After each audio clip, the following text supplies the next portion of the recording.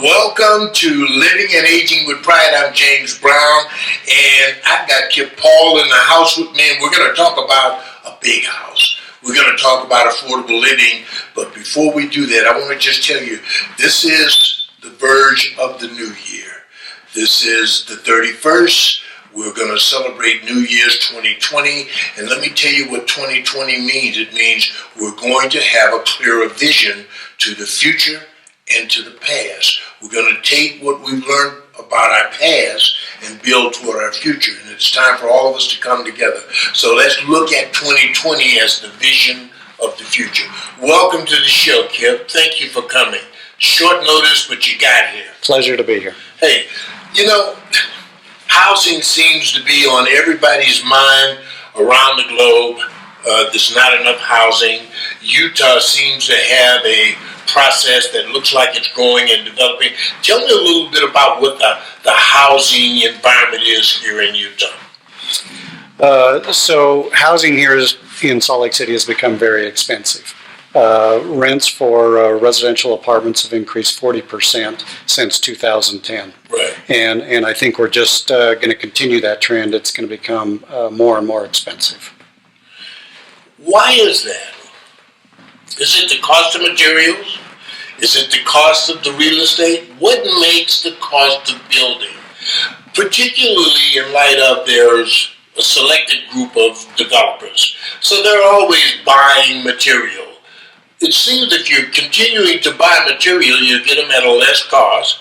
That would make the cost of building a property less. Well, there's a number of factors that go into answering that question. First of all, as our population continues to grow, the demand for housing of all segment types, right. Single family, attached, detached, condominiums, multifamily, that demand just continues to grow. So developers and builders are responding to that demand and are building apartments. It's the biggest apartment boom we've seen in the history of Salt Lake City. As part of that demand, land prices are escalating rapidly. Construction prices are escalating, concrete, steel, lumber. And frankly, it's contractors having more demand than they're able to keep up with to satisfy the demand from developers. So it's a little bit of everything, and I think those trends will continue. Well, if we all have the same issue, and that is create affordable living, because affordable living manifests itself in other opportunities, having workers available to go to work, people living close to where they can go to work, shopping, and all of those kinds of things. So it kind of magnifies the economic drive that we're all looking for as a state and as a city and as a community. If that's the case, why aren't we talking to each other and developing an understanding about how we manage those rises in variety of materials, and et cetera, as you mentioned? Why aren't we trying to manage that as we build for affordable living? We should be.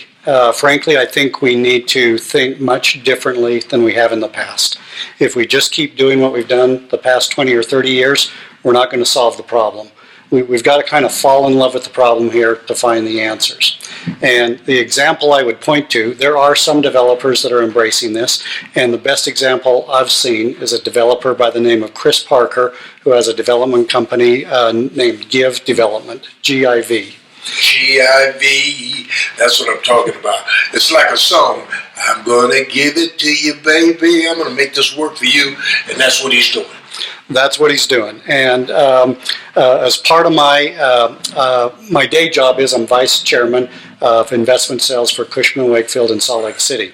And as part of that, I have a somewhat limited background in affordable housing.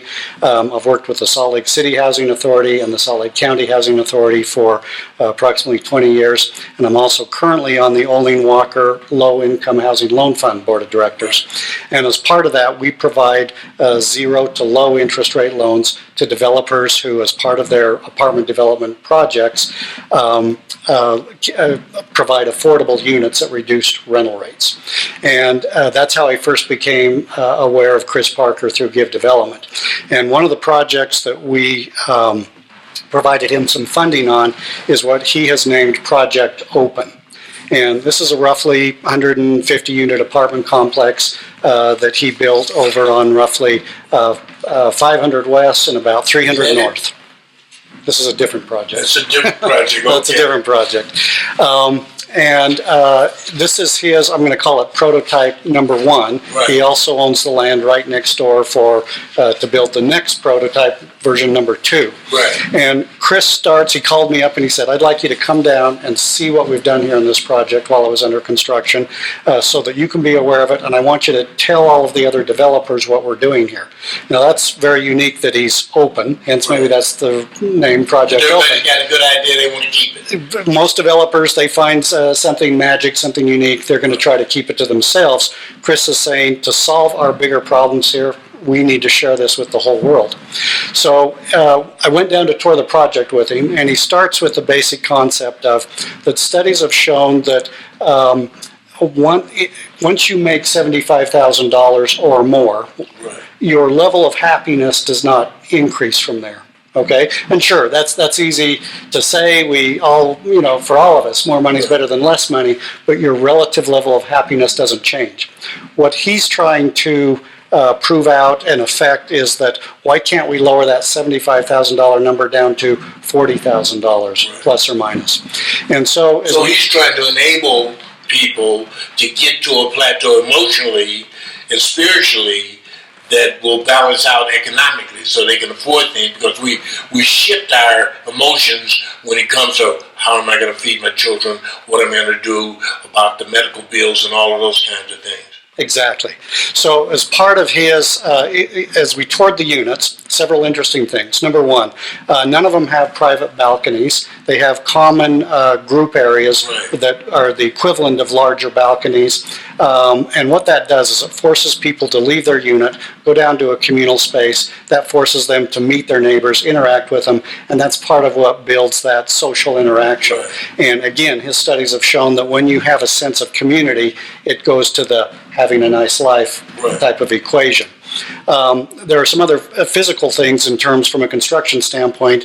All of his units are electric heat. Now, when you say electric heat in our climate, 30 years ago, electric heat meant baseboard, very costly, very inefficient. New electric heat systems are actually cheaper to install and cheaper to operate. And that's kind of one of his driving forces. One of the other objectives is to try to build a net zero carbon building so that you're not contributing to further air pollution and so forth.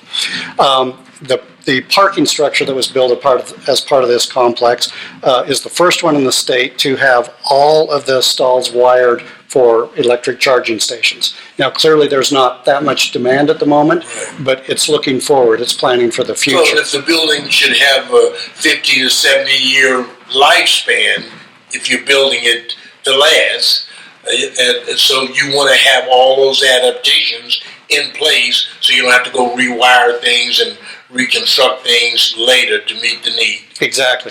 We need to stop thinking about building buildings to last 30 years. We need to think about building buildings that are going to last 100 to 200 years. Absolutely. So the other concept that Chris put forward was talking about trying to achieve this level of happiness with lower income is housing is just one component. It's housing, it's transportation, and it's health or health care. One of the other interesting aspects he does is that he has electric, rather than having swimming pools and amenities as such, what they have is electric cars that the tenants have the ability to use. Now, let me back up just a little bit. Some of the tenants in here are 30 to 35% of AMI, average median income. Okay. So they're very, very low income people. Right there on that buckle, if you will, of the bill where they need affordable housing and living and all that kind of stuff. They are on the edge. So if you're in that demographic and you have a car, your car is probably worth $1,000 to $3,000. Right. Well, if your car breaks, now you're in the bind of, do I spend the $500 to $1,000 to fix my car? Do I pay rent or do I buy groceries? Right. Maybe you default and say, well, now I'm going to try to take public transportation to get to and from work. Well, you miss your bus, you miss your connection point. Now you're late for work, and now your boss is mad, and he's saying, you're late again, I'm going to fire you. Point being, people at this income level are one event from their life escalating out of control. So the more you can address not just housing, but also transportation, you're solving and addressing the bigger problem. The other component that they do at Project Open is, I'm going to call it food. If you're in that demographic, you come home from work, you've picked up the kids, everybody's tired, kids are whining, you're all hungry. What do? You default and you go to McDonald's. Well, it's not cost efficient and it's not healthy. So they've installed vending machines that have pasta, fresh vegetables, fresh fruit that is subsidized as part of the cost of operating the apartment complex. So rather than driving to McDonald's, you walk downstairs, you buy some vegetables and pasta out of the vending machine. It's healthier, it's more cost effective. So it's an amazing approach and concept, and it is that thinking different that I think it's going to take. Now, the dichotomy to all of this is you have Project Open, some of the lowest income, the lowest rents in the entire Salt Lake Valley. Literally a block and a half away, and you have this beautiful vista and view of the downtown Salt Lake City skyline. Literally a block and a half away is a project known as the Fourth West Apartments, the highest rents in the valley. And as you look back, there's this great on Fourth West. You have this great dichotomy of the lowest rents and the highest rents, and you have the same views. And if we can further address this, how do you improve your level of happiness with lower income? I just find the whole thing very intriguing. It's like years ago, it was a rush to go to suburbia. I'm going to suburbia. Hallelujah, I made it. And suburbia is now turning into these, Sandy is an example of, I don't want to be Salt Lake City, I want to be Sandy, and it's now becoming a bigger city as Salt Lake City with the same kind of issues as Salt Lake City has, and so we don't have that same kind of thing in suburbia. And so this is a way to take and interface both the upper income and the lower income in similar dwellings so people can live better in their minds, think better in their minds, and then it's a better environment all around. Yes, absolutely. And I'm going to back up just a moment because I got a little sidetracked. I don't think I made my point. One of the amenities to Project Open is they have electric cars that as a resident there, you're allowed to use a certain number of hours per week or per month. Back to my example, if your car breaks, you have to make tough choices. This helps you bridge that gap till you figure out how to solve it. So do you have to have insurance to drive those vehicles, or is there an insurance coverage while you're driving those vehicles? I'm not intimate with the details, but I love the concept. I love the approach. I think it's a great thing. Any way we can help ensure people's living conditions and environment, we make for a better community and a better society. Those people start to looking after the community.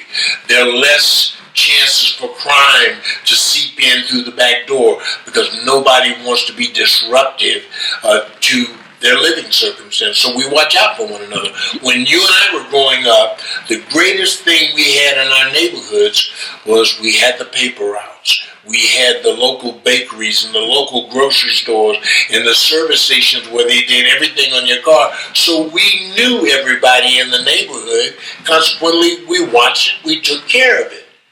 Communities matter. Exactly. And that's exactly what he's developing here. Exactly. Hi, I'm James Brown, and this is Living and Aging with Pride, and we're talking with Kip Paul, and we're talking about this great community, this developer GIV, G-I-V development. You got to look it up, you got to check it out, because he's really doing some interesting things and changing the perspective of how we live together, work together, play together, and build together. And I think that that's the biggest factor that's coming out of this, in my opinion, is that we're building together. Absolutely. And Well, as we finish this tour of Project Open, and you know, they've tried to keep the exact number of 1 bedrooms and 2 bedrooms so that they can efficiently monitor and gauge what works and what doesn't. So when they move on to their prototype number 2, they will have learned from this, and they'll hopefully build an even better product. And so as we finish that tour, I said to Chris Parker, I said, "You're an interesting guy. What's your story? What's your background?" And frankly, he was a little reluctant to share it with me. He's a very humble guy, very smart guy. And if anything, I would say, I'm going to tell you a really interesting story about him, but it's not just him. It's his whole organization, and he's doing this for the betterment of trying to solve these problems. And so he is originally from Ogden. And he had planned to go to... He's a homeboy. He's a homeboy. He had planned to become an attorney. Good thing he didn't do that. And he had this idea of he wanted to redevelop a small home up in the Capitol Hill area, had some tax credits and some different low-income funding for it, and it was, you know, a very small single-family project. And he called up the guy that owned it. The gentleman lived back in Washington, D.C., and he said, "Would you be interested in selling your home?" "No, I'm not interested, but why? Why are you calling me? What are you thinking here?" So he then proceeded to spend an hour and a half on the phone talking to this gentleman. At the end of it, the gentleman said, "Do you have another home you can go buy and do this same project?" He said, "Yeah, I think I've got another one down the street where I do have a willing seller." He said, "Here's the deal. I'm going to send you the money. You're going to go buy that home. You go do that. And if it works, you send me back my money." Chris Parker did that project. It was a success, sending back the money. And that relationship has now blossomed into where they've done, I don't know how many projects, I'll let Chris speak to that, but I'm going to say 10, 12 projects, some of them for profit, some of them not for profit, some of them subsidized, some of them pure market. But as part of that whole discussion, I had heard somebody else asking, as we were kind of first getting on site, "Are you back on the grid?" And I kind of reluctantly and sheepishly said, "Can I ask what they were talking about?" And again, he's a little reticent to tell this story, but I'll tell it, okay? To really, as I say, we gotta fall in love with the problem to find the solution, and to really understand the problem here. He decided on his own volition that he was going to live on minimum wage for 1 year, and so he paid himself minimum wage. Went and bought a van for $1,500, and he did that for 10 months. And what he learned from that was many things, but one of which is just surviving, getting through the day is incredibly challenging. Now, he's a smart, well-educated guy, and for him to say just surviving is challenging really means a lot, I believe. It carries a lot of weight. The 11th month, he decided that he would live out of his van, which he did. And the 12th month, he went homeless.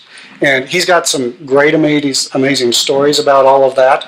But I just find that very unique, incredibly admirable. And I think the lessons of what he learned, he is going to find the solution here. And he'll be the first to say, "I don't have all the answers, but we're addressing housing, we're addressing transportation, we're trying to address some food issues." And he says, "Someday I'll figure out the health care." Well, you know, I really like that, because I'm always saying, look, if we're going to put people in these huge buildings with all of this occupation, why don't we put businesses in the buildings and let those people in the building work in those businesses, you know? And so that's kind of what he's doing as well. He's making where you live everything, and it's really creating a neighborhood that happens to be in a high-rise building. So what? People want to live, there was an intrinsic relationship between, I'll call it office space for lack of a better word, but businesses and apartments. People want to work close to where they live and vice versa. Absolutely. And the more we can understand that, the more that's going to build substantive quality communities. Well, I want to meet Chris and have a chance to bring him on the show. And hopefully you can set that up in the next week or two where I can at least come over and see the facility and talk with him. I want to work with you because I'm watching you as you talk, and you just lit up like a Christmas tree. And so this is a man, ladies and gentlemen, who likes what he's doing, who, yes, he's making a living, and God bless him for that. We all want to make a living, but he likes what he's doing, and that's one of those things we're taught when we're young. If you like something, you love your job, do it. Stick with it. And obviously, you've done a great job. Thank you, Kip. Pleasure. Thank you. My pleasure. My pleasure. This is James Brown, Living and Aging with Pride. We've talked a little bit about a project that has an innovative twist to it. And all of you out there, quit your grumbling. Get smart. Start thinking of the twist you can add to it. We've got some good developers in this community. We've got some good opportunities in this community. And it's up to all of us to chip in and lend a brain to the concept of thinking, so we can think of the best way to help our citizenry live well and do well. Thank you for being a guest on the show. I welcome you back. Please set up the conversation where I can talk with Chris, and we're going to do more. Absolutely, I will. God bless you. This is Living and Aging with Pride, and I'm James Brown, and I'm telling you, Happy New Year to you, because I'm doing it right now.